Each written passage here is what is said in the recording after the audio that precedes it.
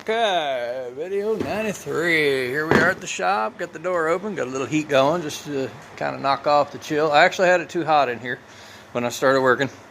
Little dusty. I never did get around to cleaning everything up yet, and I should do that. But I have been wearing my respirator up here while I was working up here this morning. That little vacuum cleaner has a lot of power. And it's light and it's easy to carry around. So I decided to put that one on the boat rather than fight the other ones or the hoses from the other ones like I did last year. When it gets to where it don't want to pull anything. I'm not sanding fiberglass with it or anything right now, but I did cut that seat out. Got the seat out, moved the table down there. Let's see if I can give you a better view here. But the table was sitting there, and I moved it down there to move a lot of the stuff that I'm still going to need up here down there for now. This seat, I knew all along I was going to turn it into a single swivel seat. I also know that this hole is going to go away. And I know that that one's coming out altogether. It probably won't right now because it works so doggone well holding a bunch of stuff that I don't want all over the boat. But that being said, the goal now is to get these out, these side cushions. And the reason for that is to, well, I can get to the cleat on the back side of the cleat. But I'm going to take this out, and I know there's going to be some sanding. I'm going to take the windshield out, and I know there's going to be some sanding that's going to go around that, and I'm going to want to get that right, and I can't do it with it in, and I know those have to be redone because they're in pretty bad shape. That one has the controls in it, and I don't really want to mess with that one yet. This one doesn't have any controls yet. Excuse me, I just sneezed. It's a little dusty up here. All right, that being said, how do you take it out? Well, there's two screws I know holds it in. If you come back here, I can pull it out pretty good. There's nothing in there, and there's nothing under there. So my guess is the next screw is right there, and I'm also thinking that because it gets real tight up in here, that there's probably another screw up in here. Not sure how to get them out.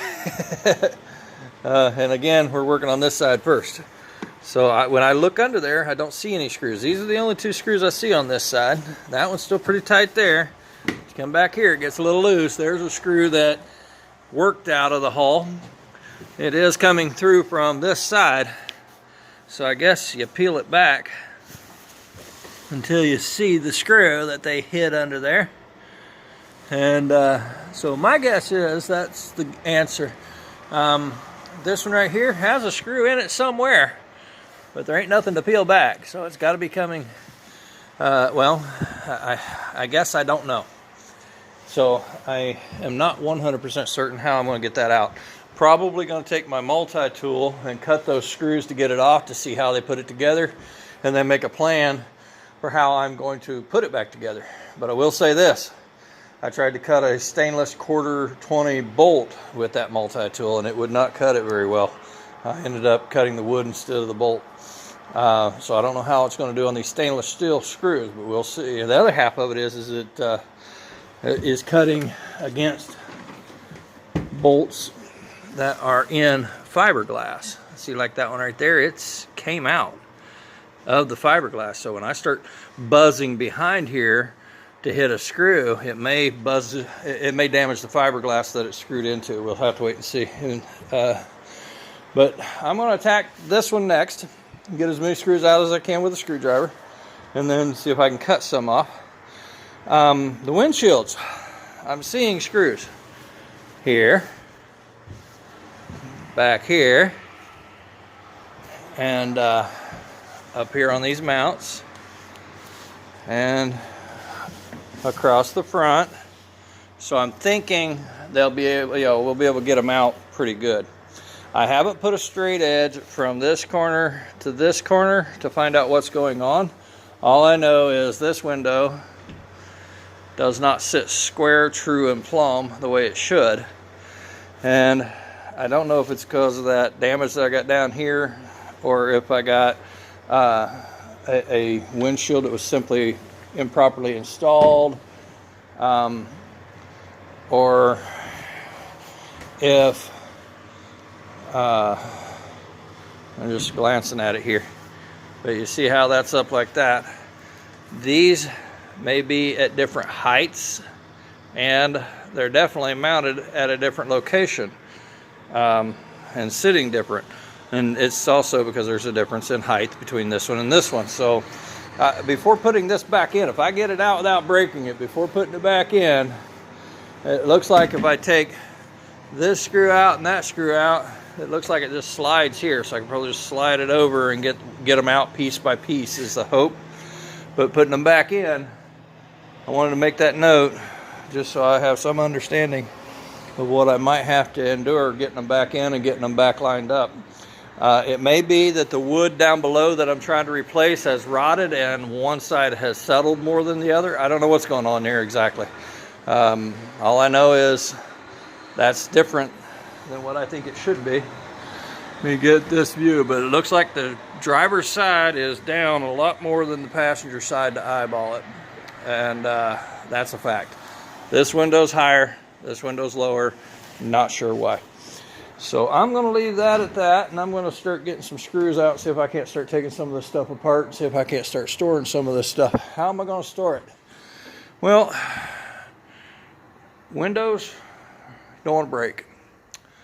And hunting gear can be moved to the truck and go back home. But I may stick those windows right up in there.